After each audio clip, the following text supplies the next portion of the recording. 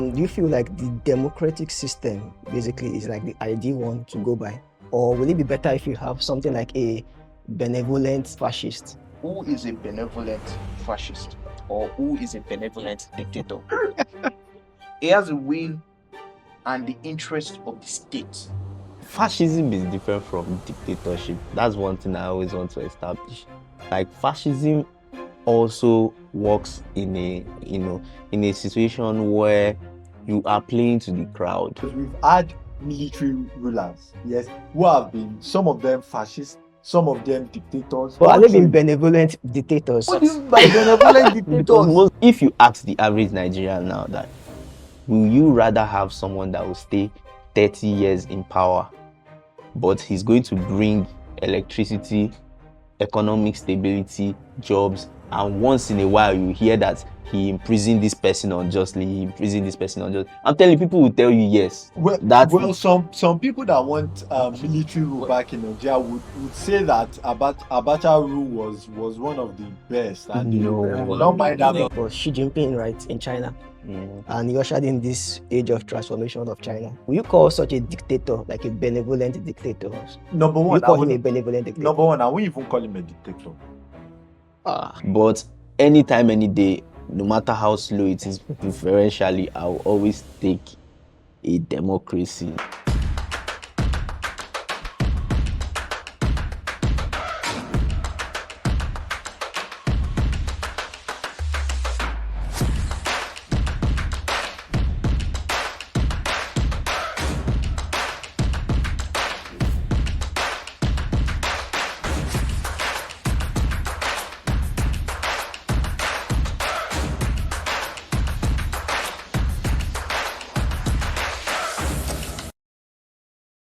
Hi everyone, welcome to Agora. Agora is an online public square. We talk about issues that are critical to humanity. So we talk on issues ranging from science, technology, politics, economics, philosophy, virtually any issue that's critical to humanity as a whole or to any section of humanity. And so today we have a very interesting topic. It's probably one that you may have thought about in your mind, but you've never really grasped the full extent of it, right? So it goes like this: is the will of the people always correct? Right? Is the will of people always correct? So many major countries in the world currently operate on a democratic system of governance, right? Where by people elect representatives, right, to carry out their own will or opinions, right, in the parliament. One of the issues we observe with that is that sometimes the will of the people may not necessarily corroborate or correlate, right, with the will of the elected representatives. And so there tends to be that juxtaposition, right, between the government and the people, and people get dissatisfied with democracy, and like it's like, is it even worth it? Should we look for a better system of governance, right, to operate in? And that's what we're talking about today. We also examine like some other systems of governance like fascism, which is like an ultra-nationalistic system of governance whereby the will of the state or the supreme leader, in quotes, is held above and prioritized above the will of the people, right? So we're having an interesting discussion tonight, and I'd just like to also introduce some of the contributors that will be speaking with today. So I have Biodun here with me. Biodun. Yeah. So we have Ifan here as well, close to my side. Hello, guys. And then we have Joshua. Hello, everyone. Yeah, so it's going to be an interesting topic. I would like us to start with a common example that we saw happen just recently, right? So I think, Biodun, I think you're informed in some of these things, right? We had a case whereby yeah, no problem, right? So we had a case whereby like a recent protest in Kenya, whereby we had the people, virtually like most of the young people in Kenya, Gen Z, they came out to protest against the government because the government was trying to, carry out a finance bill that kind of increased taxes, right, against the people, or towards the people rather. And then the people came out to say that, no, we don't want this bill, refuse it. They were telling their elected representatives that we don't want this bill and all of that. But the elected representatives still went ahead to pass the bill, and that's what caused the protest. And if you ask the elected representatives, like, okay, why did you do that? Why did you do that? Why did you act against the will of the people? They were like, Kenya has been in massive debt, right?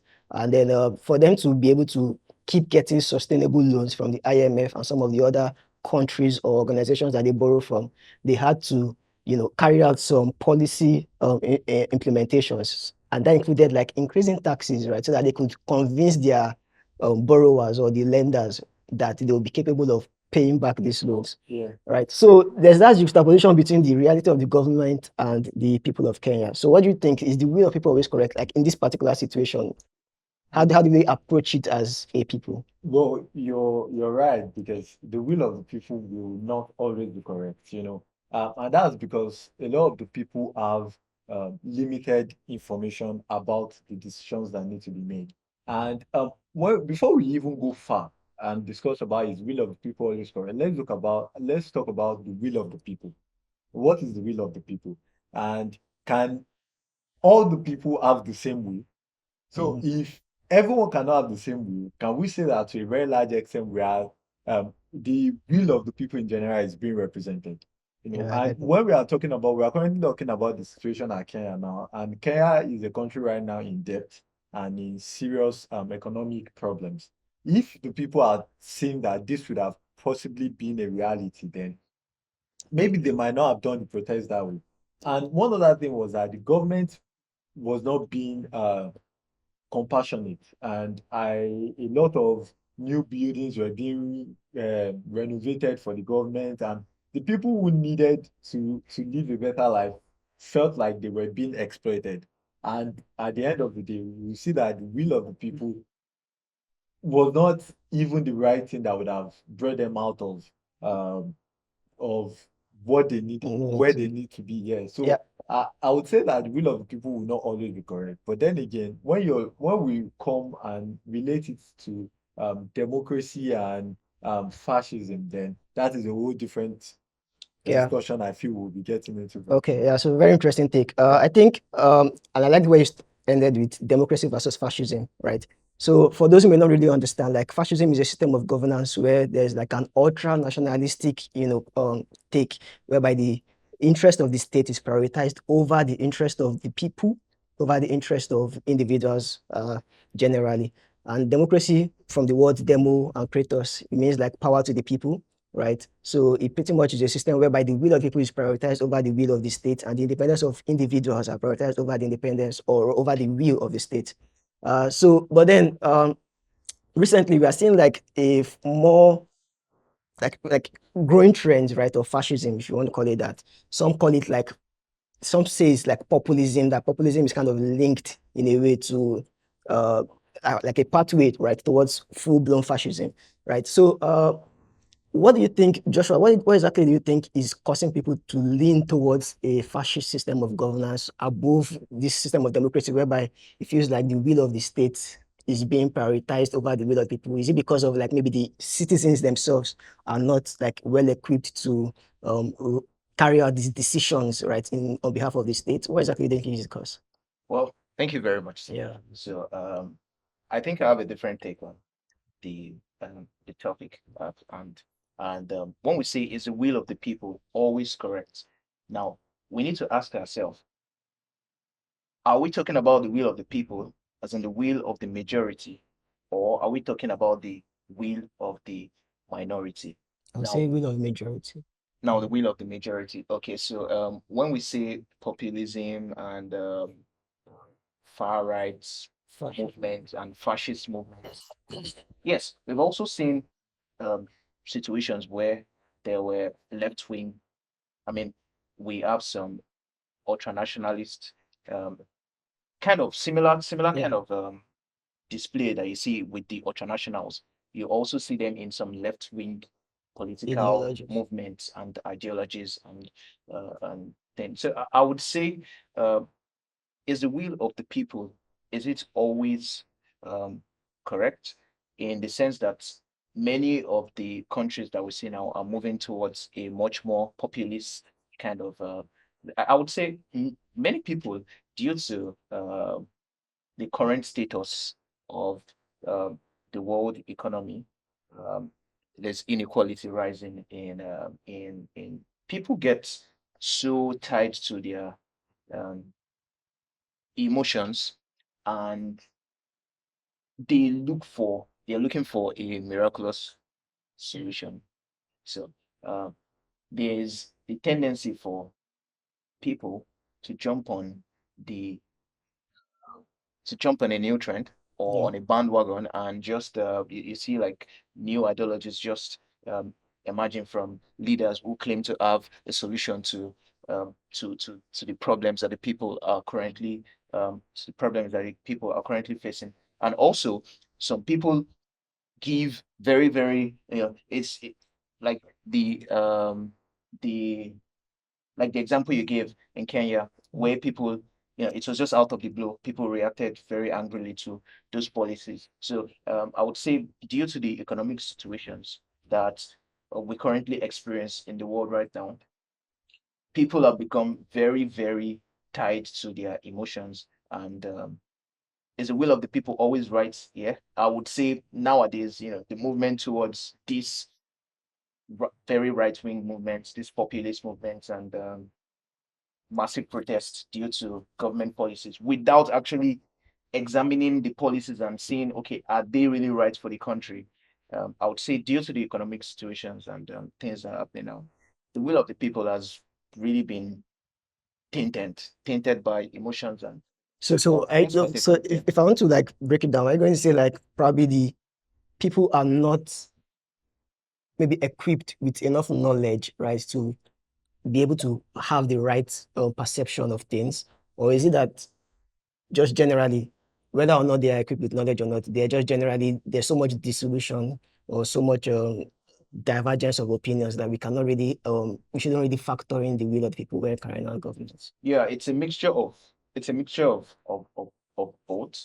I would say people are not well equipped. And why are they not well equipped? Like I said, um, due to the current economic situations and everything, the will or the due diligence that needs to be done to, dig deep and think about, these policies, these economic policies, and these rules that are being made in their states.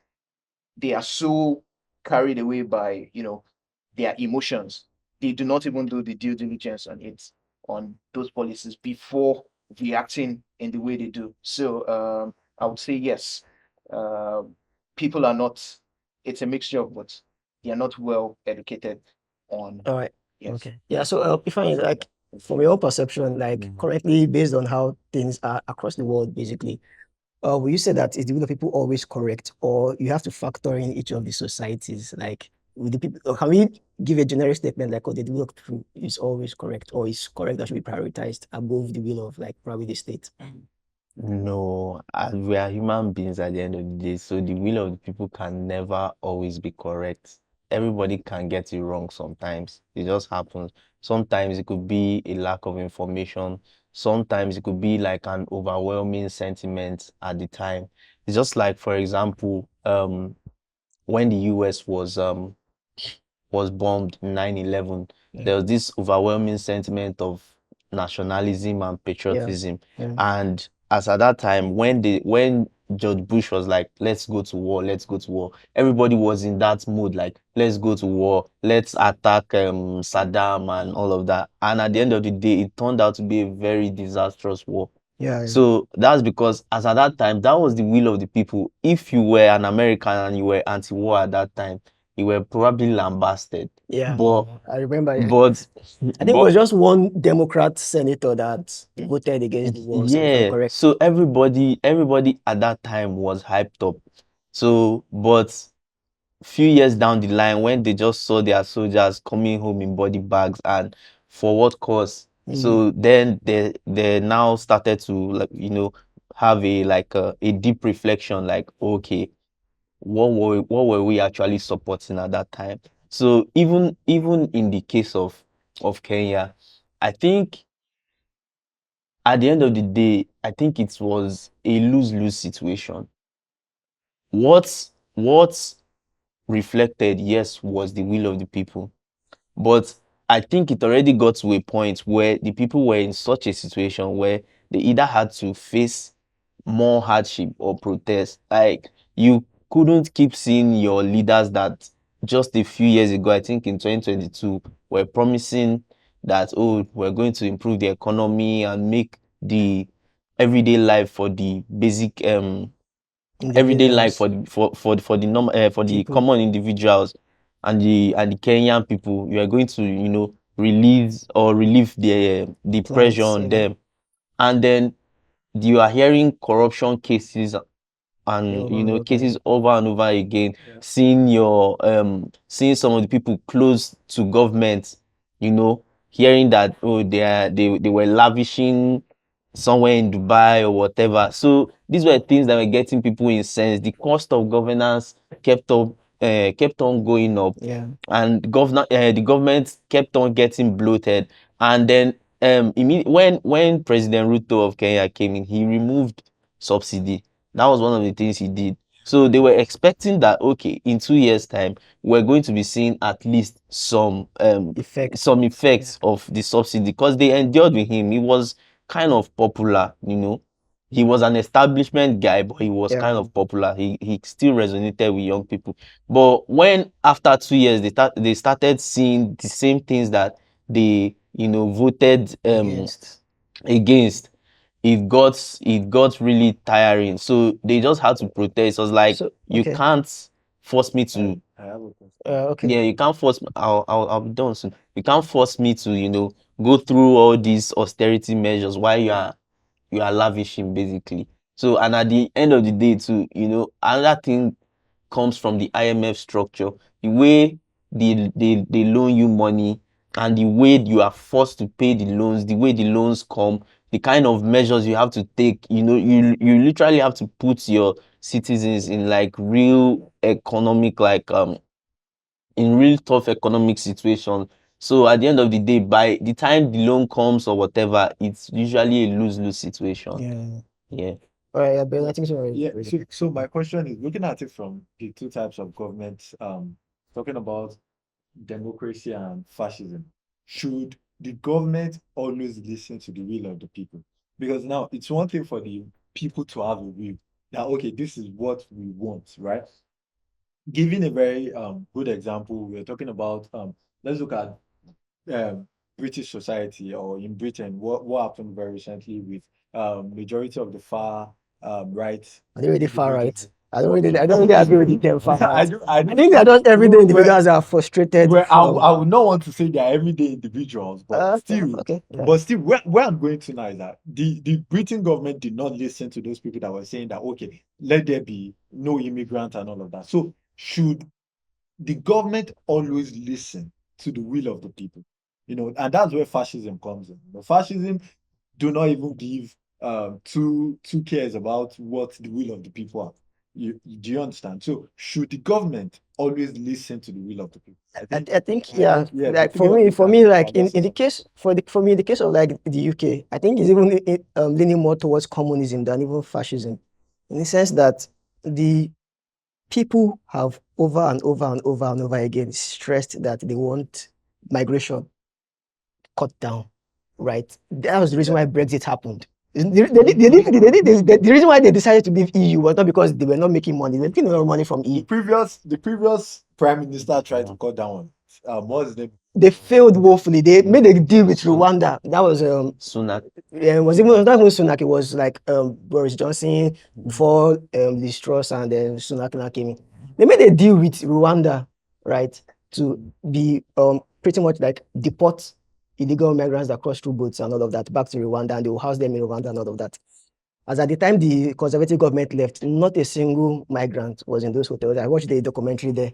The hotels were empty. Like the staff there were like lounging. They were like, bro, they've not sent the migrants though. We've already built the hotels, you've put all the facilities in place, but bro, there's no migrants, so I just want to chill. And then they were asking Rwanda to send the money back. Rwanda said, we're not going to do that. They already signed the contract. You understand? So the previous governments have failed over and over and again to do it. Even the current Labour government, I was watching the UK parliamentary debate.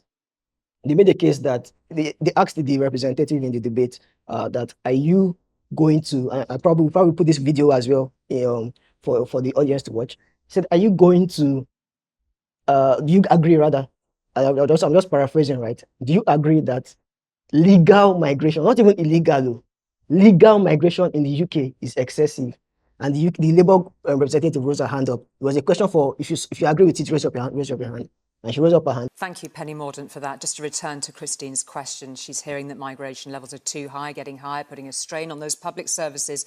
She understands as a country, she says, that we need some foreign workers. What are we going to do about it? Just before we get the debate flowing, please raise your hand if you think the net level of legal migration, that is the additional number of people coming to the country to work and live, needs to fall. Please raise your hand. The number needs to fall. What a sorry Nigel reflection. Farage, Penny Mordaunt. It's due to fall anyway. Daisy Cooper, Angela Rayner. The Thank you very Westminster much. status quo. That's Thank exactly. you. That's the Westminster not at status all. quo. Of course No, it no, is. no. The four main Stephen. parties. No, it isn't. The four main No, it isn't, parties, Stephen. all with the. I just want to turn to Angela Rayner, who's quite quiet here. You did raise your hand alongside Nigel Farage on that question. Angela Rayner. Yeah, because the Tories, they talk about a cap, but we've had net migration going up and up because our economy has relied on overseas workers well, it's flatlining. But what we've said is that we need an industrial and skills strategy because we've got unemployment going up in the latest figures. You've so had we've got to make 14 sure... years to come you've up had with 14 some years in ideas on this, and government. we have. We've got to work. Meaning that even the current government recognizes that is a problem, right? But the action, in quotes, hasn't really come into place. So I think those are frustrated individuals, and is the majority of the English indigenous population that actually believe that. Although many of them may not lean to the extreme of like carrying out riots and burning places where they're keeping refugees. Obviously, that's an extreme. Nobody supports that. But I just feel there's a concern that has been not been addressed, and the concern is legitimate. The will of people in this case, if I'm going to go back to the topic, the will of people in this case is correct. Well, you can't make that conclusion when you I don't think- but All right, you're yeah, not I answering the think- question, which Yes. is should the government always listen? In this particular I- case, I 100%. think- Let's go. Let's Um, just. I would say, you see, this is why I asked the first question, and now we're looking at the will of the majority. Now, when it comes to the will of the majority of the people, like I said earlier, because people are always mostly ill-informed about, policies, and they do not actually know how these things will impact society in the long term. They just look at now. Most people don't think for many years to come and something. So I tend to look at it mostly as the will of a group of people. Now your elected officials, you have screened them during the election campaign. Yeah. You elected them to get things done. Yep. And you expect them to do due diligence because this is their profession. This is something they should do. They are to evaluate these policies and Yep. see its effect on society for many years to come. So now, when you're talking about labor shortages, the only way to fix labor shortage is to allow immigrants into the country. Now, some other things are also tied to this stuff. I think the protest in the UK actually driven towards the government not integrating, not doing so much to integrate the immigrants into Yeah. the English society, and then people felt there was a divergence of culture, Like they were losing their and yes, they culture. were losing their culture, And the government was prioritizing it the brought up culture of the immigrants yes, ahead of the British yes. culture. So in that way, there was a clash there between the will of the people, because majority of the people wanted to preserve their culture, mostly the native population of the UK wanted to preserve their culture, and then that sentiment came in and everything. But I felt that in the past government, even though the former prime minister of the UK was not a even though he was not a native English speaker, he recognized this, and the conservative government was already taking steps and means to foster unity and respect for that culture was already that people already felt was diverging. But you see, there was a lot of other things that So people yeah, it's so always I think economics and but everything. I won't want to Lead even them major selection on and the I everything. won't want to major too much on the UK issues. But like personally for me, like when you have like 1 million people, over 1 million people crossing into your border, the UK is like a population of 60 million. You have read, and Very last year, just last year, they had like over 1 million people crossing into the border, right? So I have to confirm that. But when you have over 1 million people coming into your border of a population of 60 million, bro, it's a cause for concern because how are you going to integrate 1 million people into your society at once? Okay, okay. Let me say something. All right. From his question, the will of the people cannot always be correct. That's why sometimes you elect like representatives and all of that. And sometimes, one of the things that they say that a leader should be able to do sometimes is make unpopular decisions. Like sometimes the will of the people might be, especially in a democracy, it might be a 60-40, 51-49, or 55-45. So there is a huge majority that maybe might not disagree. So that's where proper will I say leadership Yeah. comes in, so that in the long term some people might not like the decision but they can live with it, and they are like, okay, I didn't like what he did at that time, but um you know governance sometimes it's give and take. Yeah. Yeah, so sometimes you might not necessarily like every facet of what a government offers, but at the same time, when they are able to satisfy an overwhelming majority, you can Yeah. say, okay, it is at least successful. And talking about the concept of immigration, it's in this globalized world is a new concept, so nobody really knows how to deal with it. You are stuck between having compassion for people that are Yeah. running away from Yeah. economic distress, Yeah. war, dictatorship, whatever. And at the same time, you are also knowing that, these people, some way, somehow, they are going to, affect the kind of culture you've known, just like a British person, that has maybe grown up in the UK Yeah. for like 50, 60 years. What he knew as the UK in the 1980s, or even London in the 1980s, is very different from London today. Even London in 2010 is very different from London of today. Yeah. So sometimes that change is so rapid to them, like, and they're like, no, no, no, we can't. I feel is a human, will I say, human beings are territorial. Yeah. We are Yeah. very territorial. So yeah, so it just happens like that. Even us, as we are saying it now as Nigerian, like as Nigerians, if we just saw that, let's say a group of people from let's say Togo or Benin, it just came in. Ghana must go.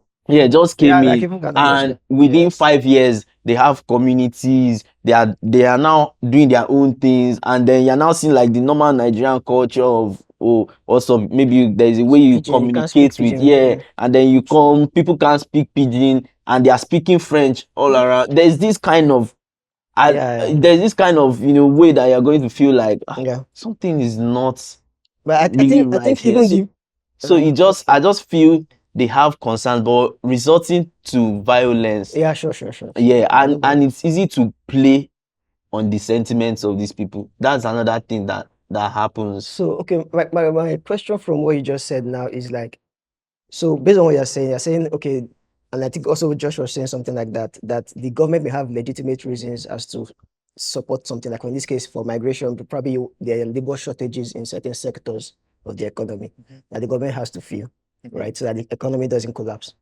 All right, that's a legitimate point. So now the problem is this, how can the government, or why is it that there's this distinction of views pretty much from how the people perceive it and how the government in the quote perceives it? Like, is it that there's not enough education, right, of the citizens on the delicacies of the matter, like the intricacies of the matter, like migration, like how it's needed?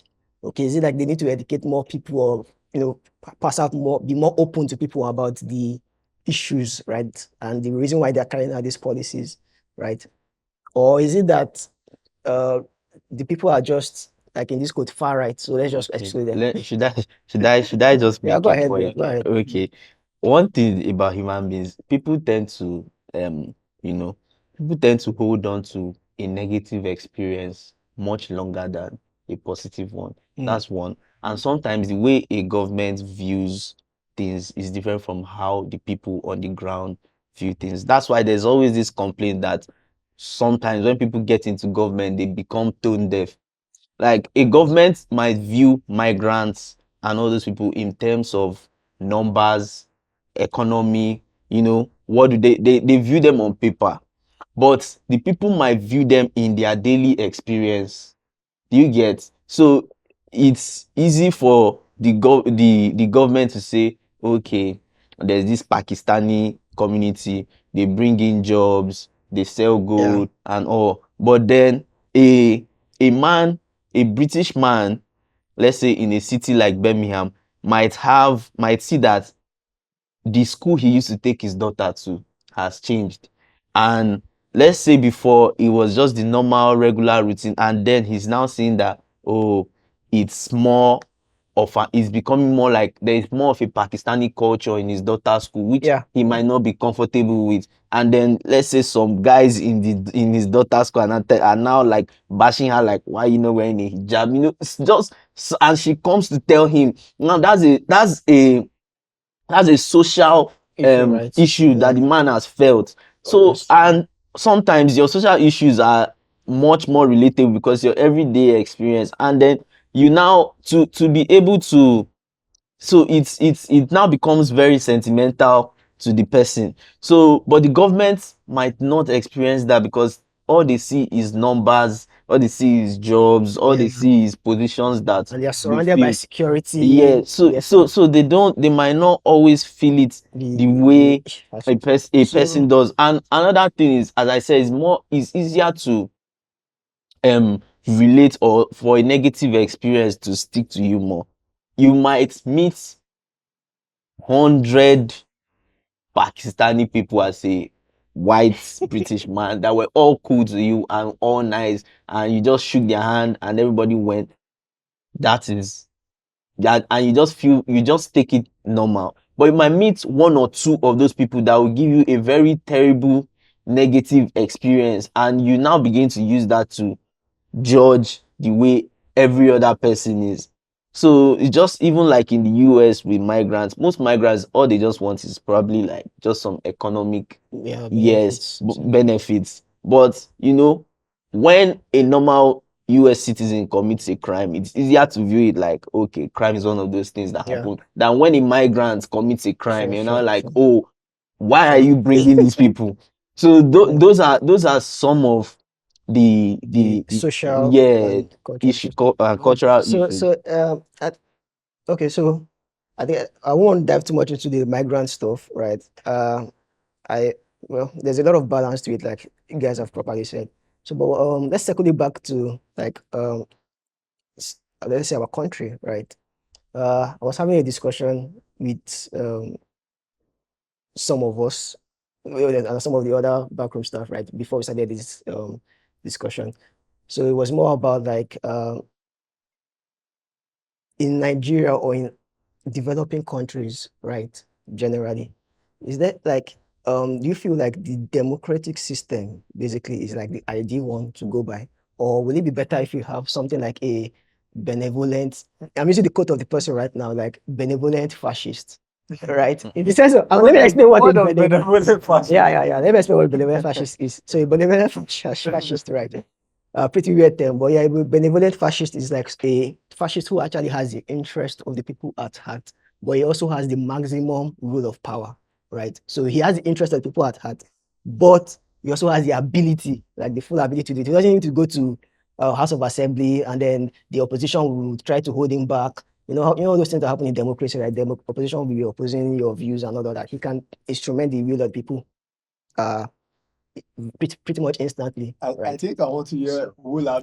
So I recently, so let me make a clarification on that. So like I said, I mean it's clear from the discussion we've been having that um the system of government or looking at the will of the people, now we're talking about democracy, we've moved it on to democracy. It's Yeah. clear to see that there are so many factors that influence, the mindset of people and what they desire, their wills, and how it develops.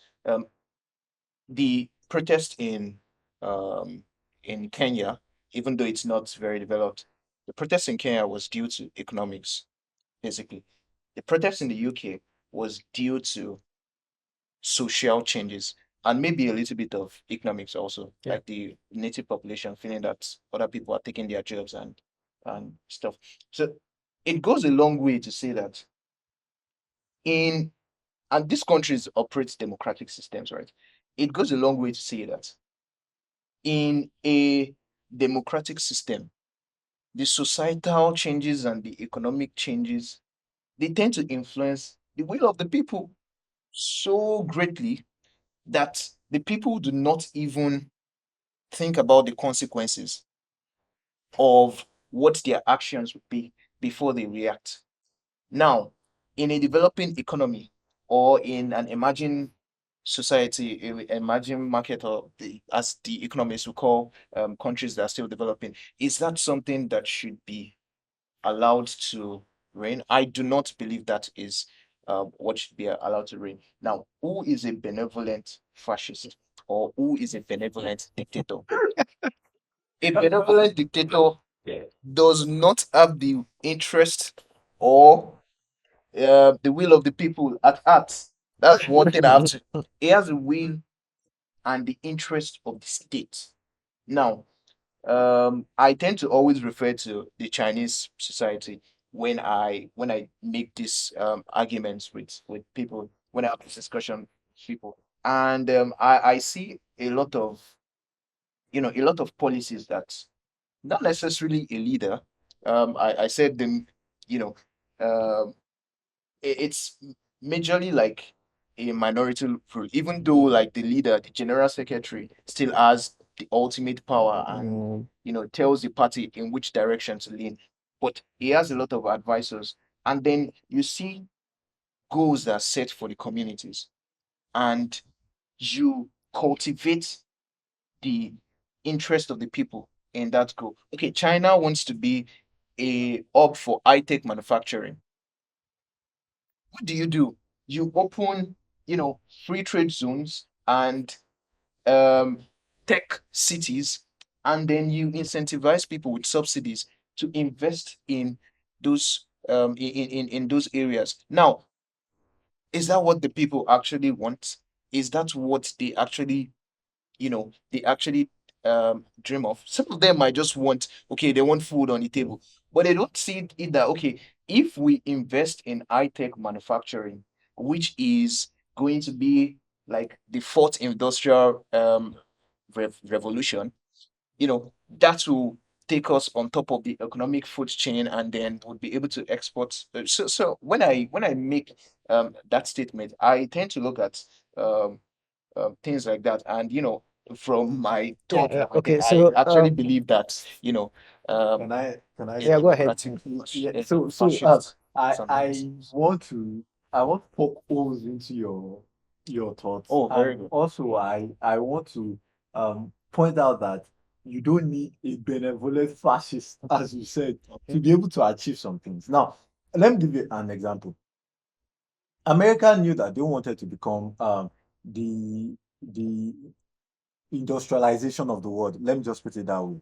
Right from the times of Thomas Edison, and when they were cultivating and whatever they were doing, they ensured that it was done on a large scale. They didn't need to have one ruler that makes all the decisions for that to happen. Do you understand? See, it's a function of the quality of the people. Do you understand? Okay. The quality of the leader. Let me put it that way. Now, let me say something. See, you can't entrust one person with all of the power and hope that he becomes good or he continues to be good. See, someone can be good, someone can start out good, and you look at it and say, oh, this guy is very good. Then that's why there's an addict that says that absolute power corrupts absolutely. Do you understand? If you say, oh, he's a benevolent fascist, then what happens when he no longer feels like to become a benevolent fascist? Then that becomes a problem to the people. Do you understand? See, look at now. Rwanda. I think it's Rwanda. Yes. Yes. Rwanda has had Paul Paul Kagame, Kagame. yes, for how long now?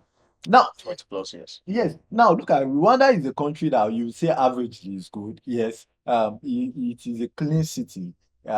People follow the rule of law and all of that.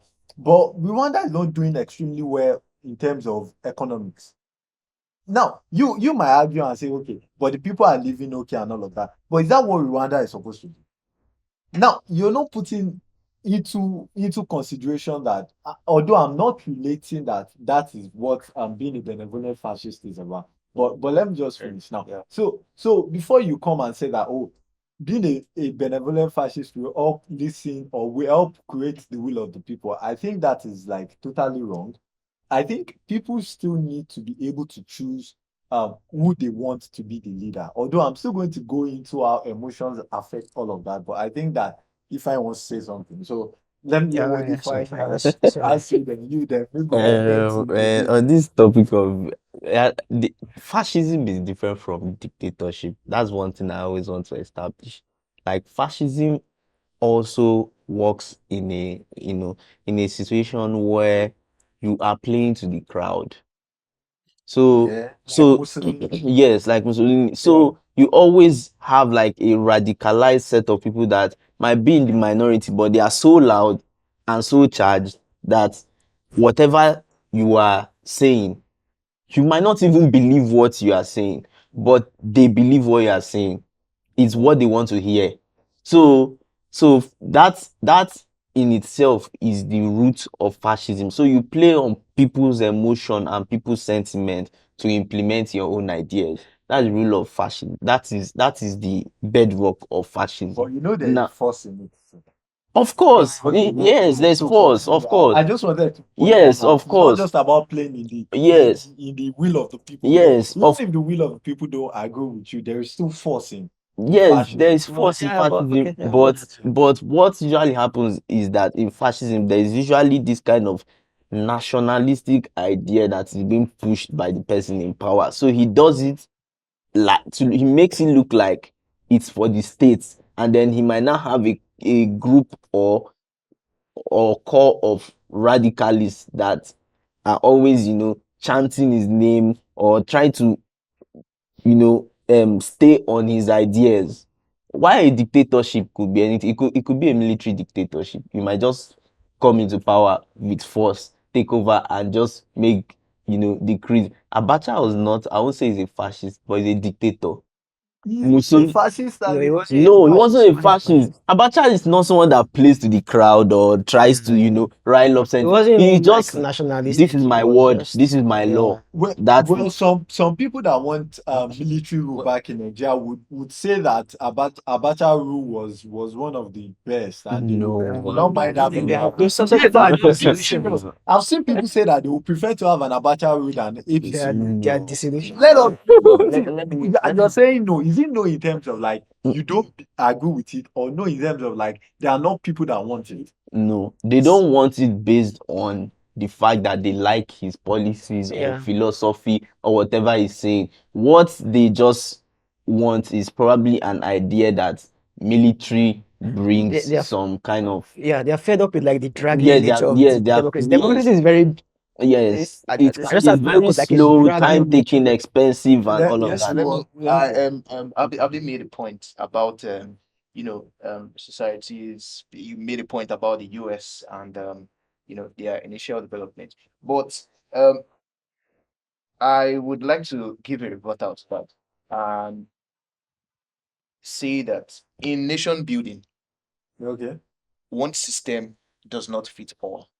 I Yeah. agree. Now, when we look at the US, when did the US become the major economic power of the world, and how did it achieve that status? Now, the US had cheap labor through slavery, Okay. and Likewise, Portugal. Likewise, they became they became economic powerhouses. They yeah. became economic powerhouses, and their influence it's still on ground up till now. So the thing is, when you look at those societies, you have to look at your own society and look at where you are at before you decide. Now, in the US of the 17th century, or let's say even the 20th century, when they ascended to be the most industrialized nation on earth. Now, they made some moves that were not even that were not democratic.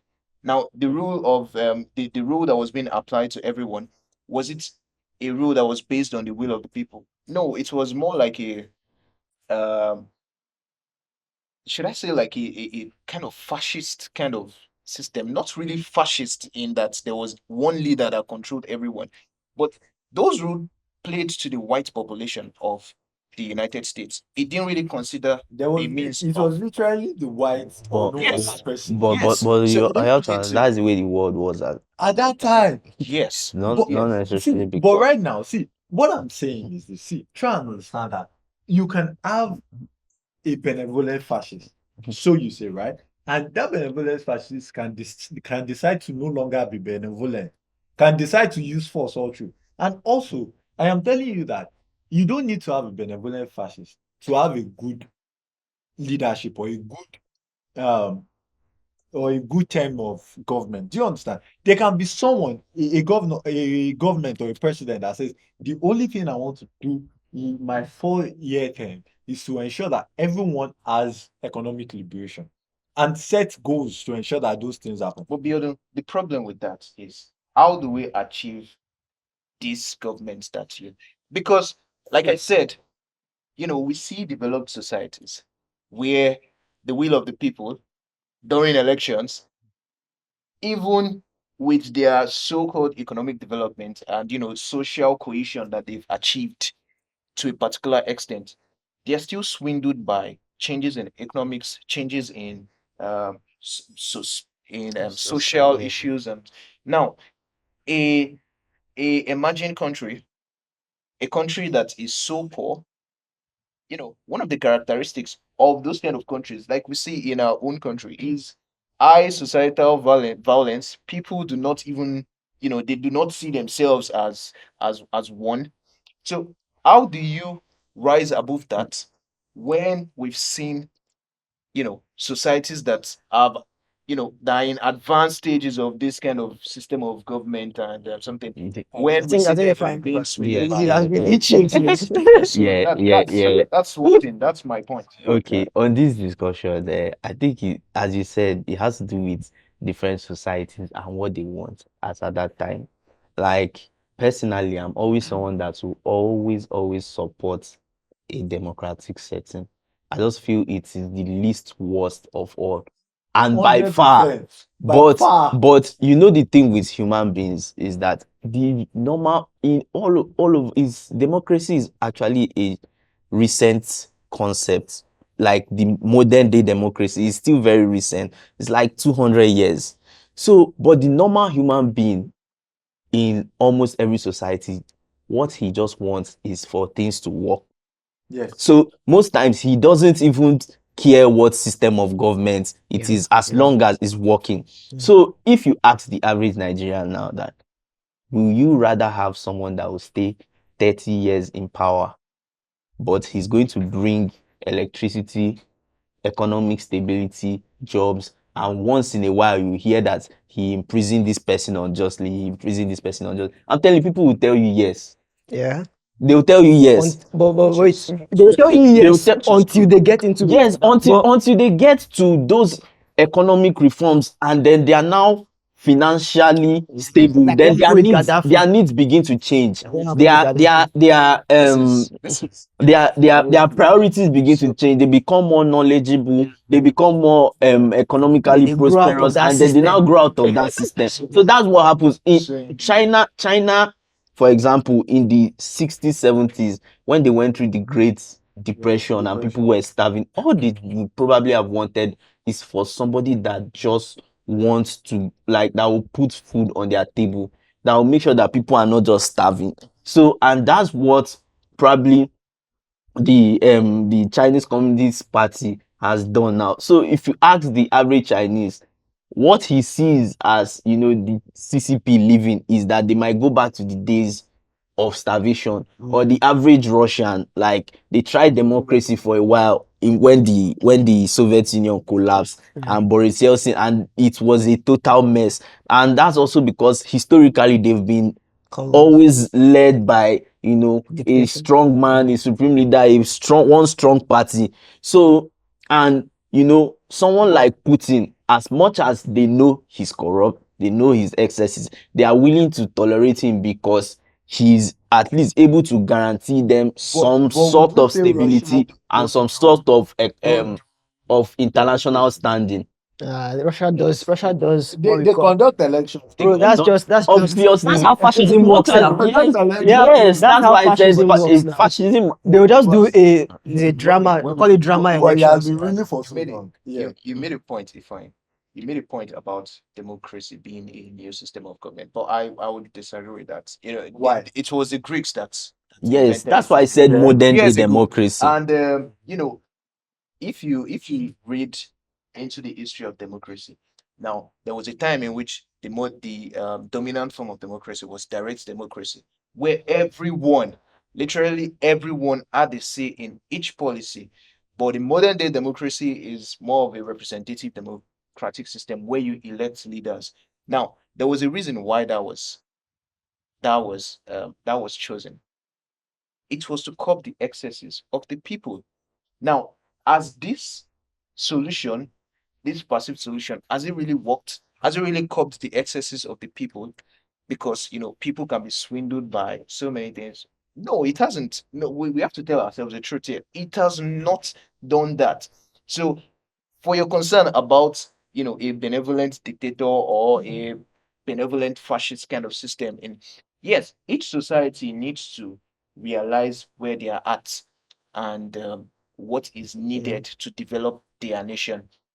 There's a reason why there was a military rule of Babangida, who was to lead a transitional government and conduct elections and all those things. Now, the society has to decide when this is our current situation. We need this. In the end, it will birth this. Now, the English were colonialist, and then they had a strict form of government. The king was you cannot disobey the king.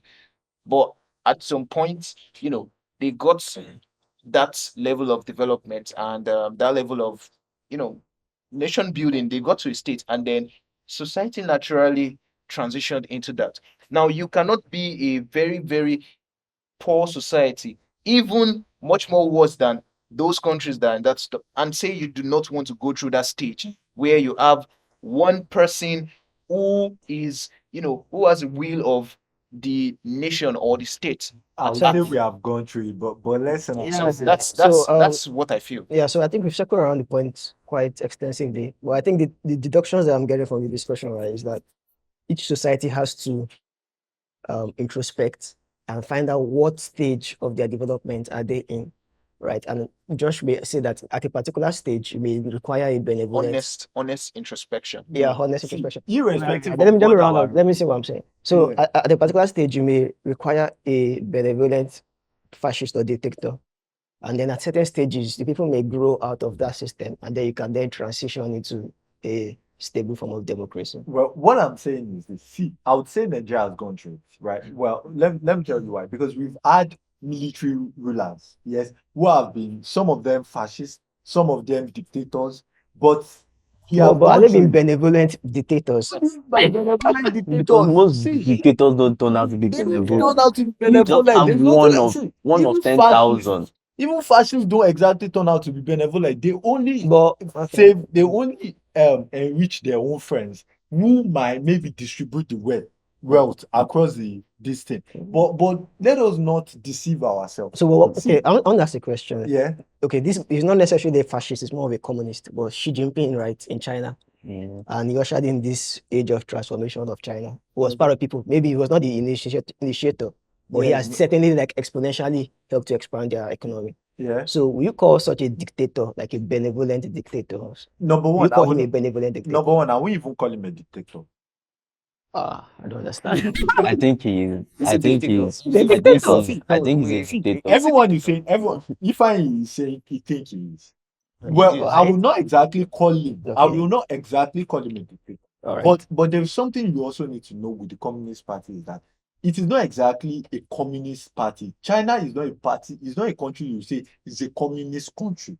Do you They are, understand? It they are, used they to are, be. Used to. no, they are But that's like, what I'm they are saying, that socially right now, communist. They are socially and Yes. politically communist, Yes, but they are because economically everything capitalist. with community, and sorry, in communism has to do with putting the interest of the state. Now, Yes. what they later found out was that for the interest of the state to also work, your individuals also have to be financially empowered. Exactly. Because what they were trying to do before under Mao was the state, the Mao. state. Yeah, and But Mao was very dangerous. What Mao did to the people Yeah. was So okay. Let was me ask the crazy. question to you. Ifeanyi. Do you think like Xi Jinping is a benevolent, what you can categorize I as? won't use the word Benevolent. benevolent. I just No. I'm saying in the context of how Josh defined it, like someone who prioritizes the interest of the state, like the development of the state, not just his own personal interest. Mhm. Is he a benevolent?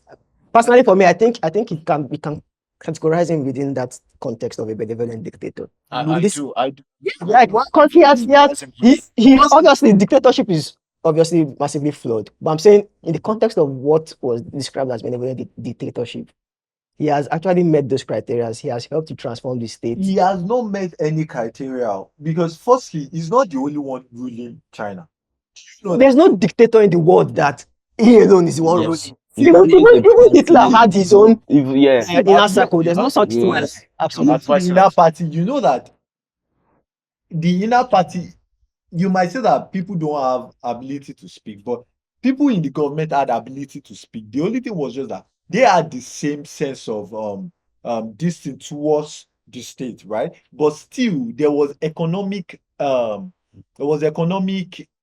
say freedom. freedom, and also some form of elections were being conducted. Do you Bro, discard the See, election point, please. no, Like, you there's dramatic there's what we call Okay, like okay, so let civil me election. just show, let me just see, there's Let no them form round up. of election Yeah. that does not have influence. See, election, no, let me tell you something. Now, when Trump was almost assassinated, right?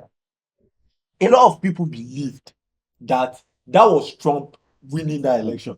It was so much pressure on the Democratic Party that they had to ensure that Biden stepped down because that situation alone influenced so many people emotionally. It was so much. Yeah, but Do you that is allowed by the electoral laws. Now, it's different from a situation whereby you are just carrying out what we call a TV election. That's a TV election. Like what happened in Venezuela recently is a TV election whereby people come out and vote. Venezuela's own Calm was down. Let different. me explain. We Now, usually had less of okay, the vote. I'll use this China point if you want me to do that. No Okay, problem. yes. In China, the Communist Party, right? They had an election for the new leader of the Communist Party. Not one single member of the party voted against Xi Jinping. Have you ever seen an election where 100% of the votes go to a particular? Is that possible in a party? So we now tell me. Wait, sorry, we call that The land of Yes, Olabi from- will say so. from- I would from- want to say something. it is not I would say these systems of these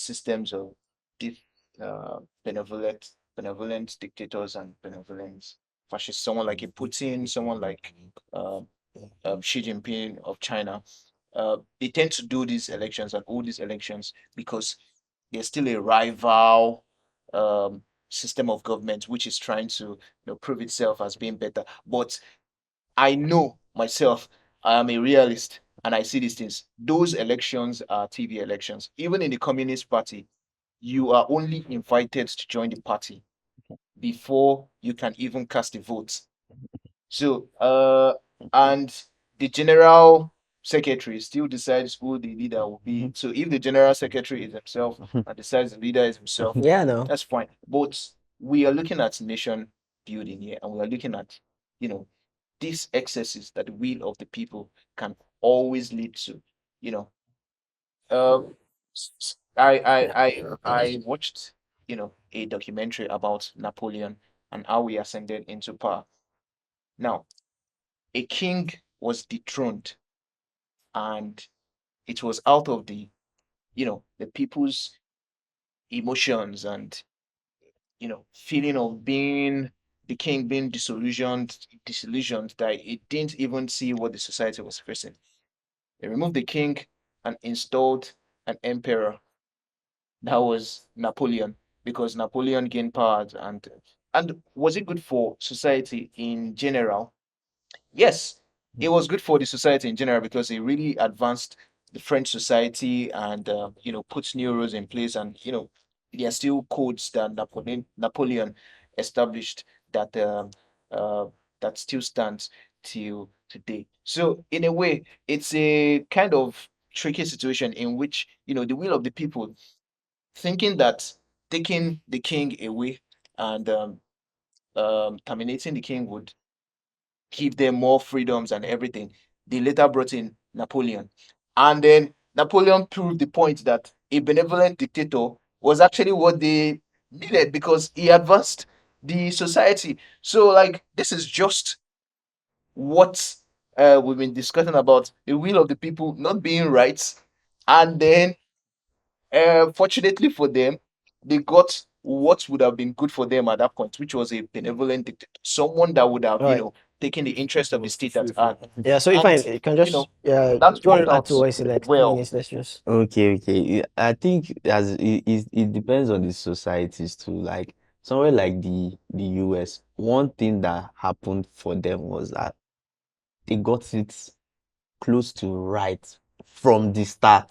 Most of these societies that have, like you are talking about, dictatorship or democracy, they are kind of older civilizations. So they've either maybe been ruled by kings in their different tribes, or they've been, one way or the other, someone has always like been a strong man. In the US, they just got the independence from the British, and then the founding fathers came together and said, we don't want to look like this. yeah. So from the very beginning, they got their priorities. That was Most the same thing I most was saying. societies, most times though, don't have that luxury of starting afresh.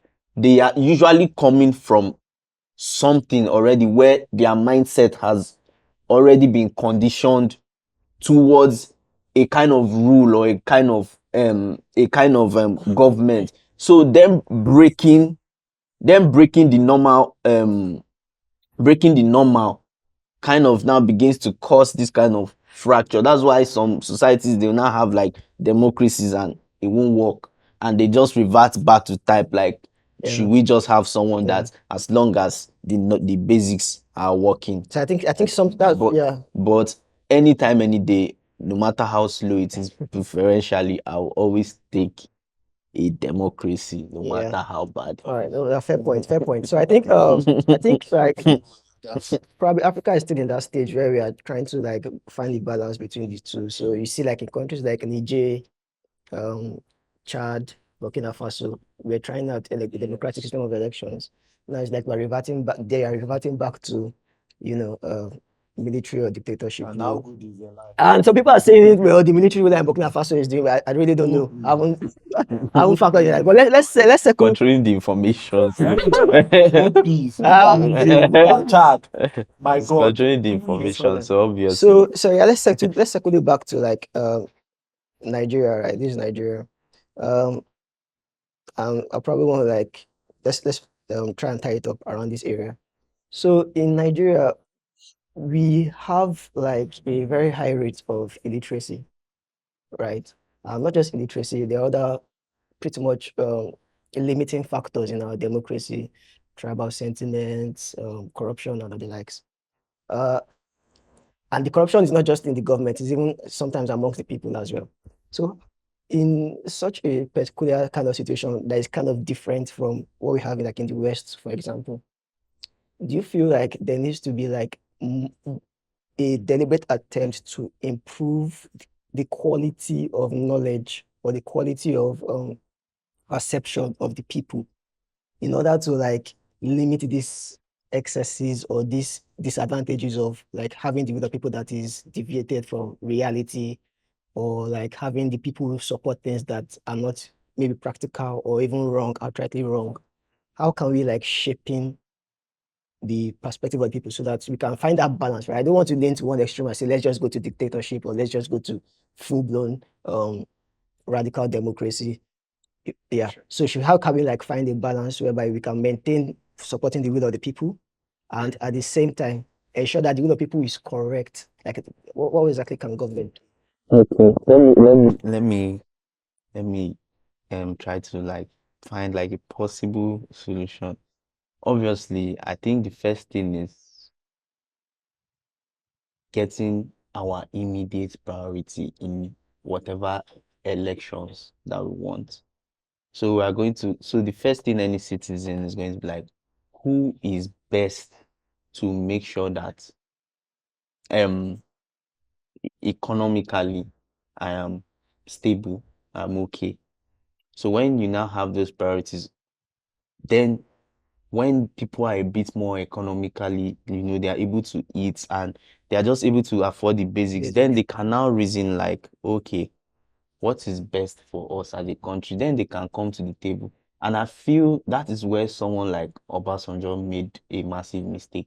He made strong economic reforms, but what he could have done is try and reorientate the average Nigerian that what do you want your country to look like in 15 years? What kind of leadership do you people want? So that there is this identity that the country has, and you know that whenever there's a leader that sways away from it, we're not going to elect this person. So that they are not someone is not going to come with a tribal or religious sentiment, and it has to be a Nigerian identity.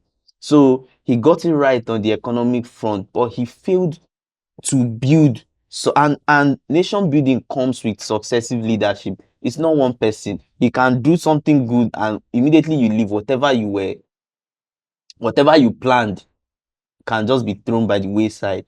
But you can, and it's easier when people are economically empowered to listen to you because you brought them those changes. If you are someone that brings good economy to people, they can listen to you. So if someone like that had brought good economy and in his succession was picking people that, or not really picking, because that's more like a Supporting. dictatorship now, yeah, but backing or supporting the kind of people that knows that have that kind of mindset and will push those kind of reforms economically and But idealistically. did he support Yaradua? He did. He He did did. that, He right? did. But was Yaradua like in line with that? Yeah, that is But it not was he's not We, really we can't even say what Obasanjo Yaradua was. yes. That's the Obasanjo truth. did not bring any like identity, like what Good. is a Nigerian, who Yes. is a Nigerian, what should a Absolutely. Nigerian think like.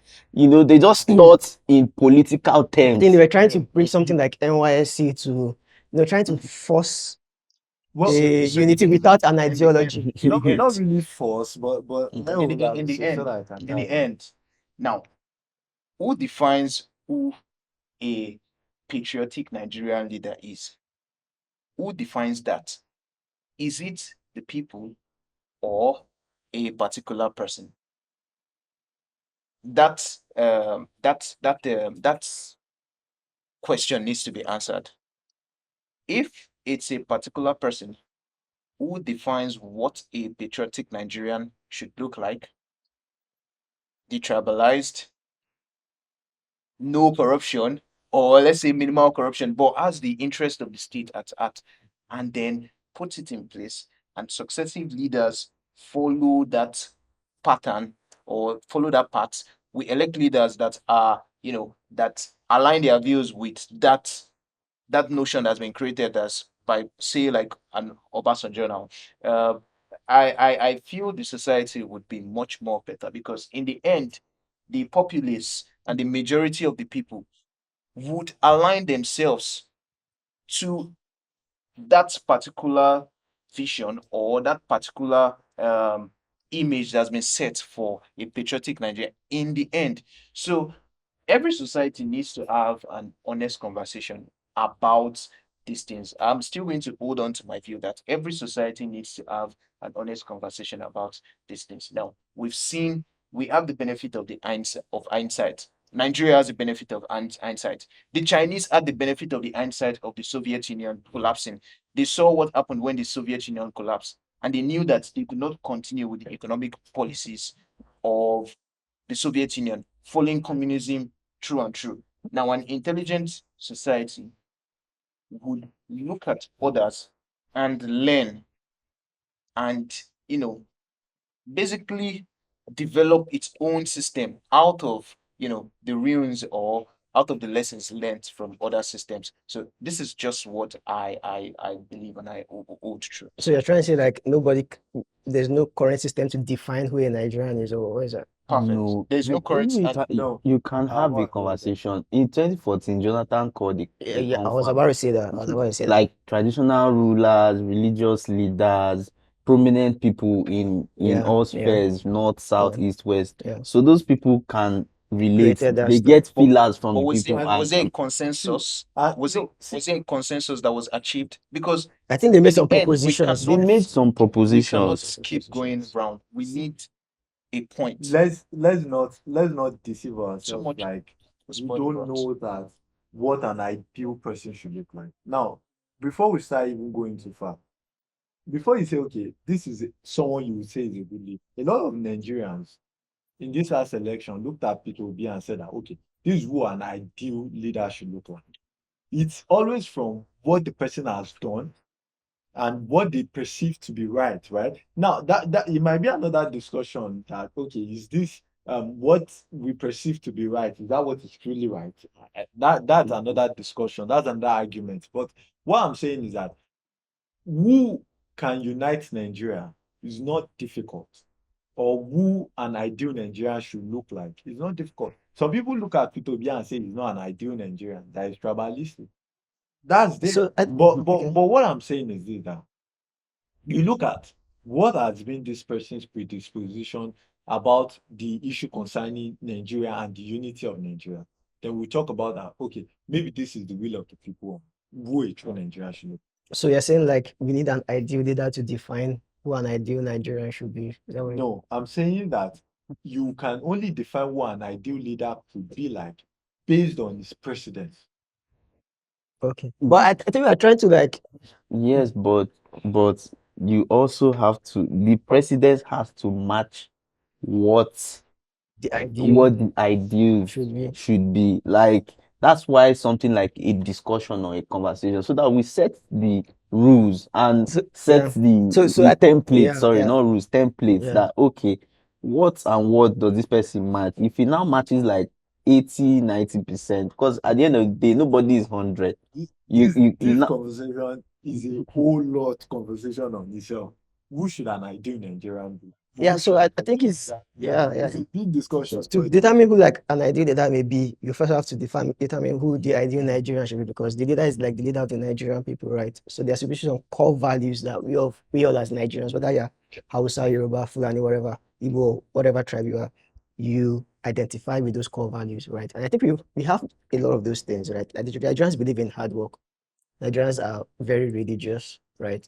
Um, Also, some cultural values are kind of similar. The way we perceive elders, the way we perceive children, how children should be trained and raised up. We have those similarities, right? So probably like an identity formed around that may be helpful, right, in helping to like create an image, right, that all of us can walk towards. We may end up falling short of it sometimes, obviously. That's why we are humans. But at least we are working towards a particular set of image or a particular set of values, right? Like God, family, hard work, community, the way the community should be. We are working towards those identities, right? So it helps to like align the will of people in quote towards the right decisions that can be made. So through those lenses, we can make decisions on what would be a good policy to implement or will not be a good policy to implement.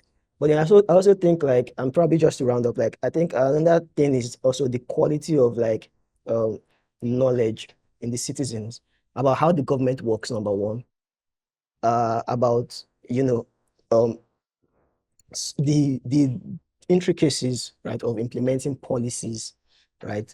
Like for example, taxes. Why do we need taxes? What exactly are taxes about? How can we, properly, determine what particular rate of taxes or taxation should be implemented and all of that? People need to like have understanding of these things.